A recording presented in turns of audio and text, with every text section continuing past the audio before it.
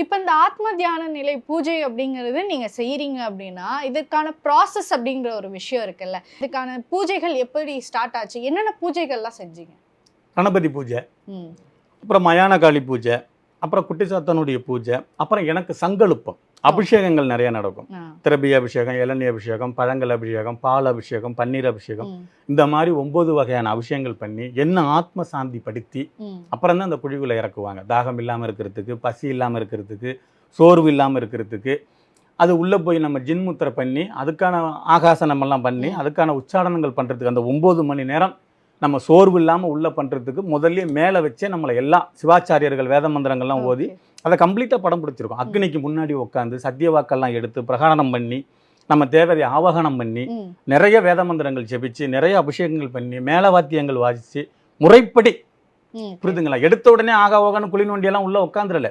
இதுக்கு நாள் குறித்து நேரம் பார்த்து கிழமை பார்த்து எல்லாருக்கும் அட்வான்ஸ் கொடுத்து அன்னைக்கு அன்னதானங்கள் பண்ணி நிறைய விஷயங்களை பண்ணித்தான் அப்புறம் நம்ம ஹோமத்துக்கு ஸ்டார்ட் ஆகி அப்புறம் தான் நம்ம தியான நிலைக்கு போனோம். நம்ம குழிக்குள்ளே இறங்கும்போது ஏழாவது நைட்டு 9 மணி இருக்கும். அதுலேருந்து 9 மணி நேரம் கழிச்சு தான் என்னை மேலே கொண்டு வந்தாங்க. அது வரைக்கும் உள்ள என்ன நடந்துச்சுங்கிற விஷயமெல்லாம் எனக்கு தெரியாது. ஒரு மணி நேரம் தெரிஞ்சிருக்க வாய்ப்பு இருக்கு. இது உண்மை, சத்தியம். இது ஏன் நான் சொல்ல வரேன்னா ஆத்ம தியானம் பண்றவங்களுக்கு இது தெரியும்.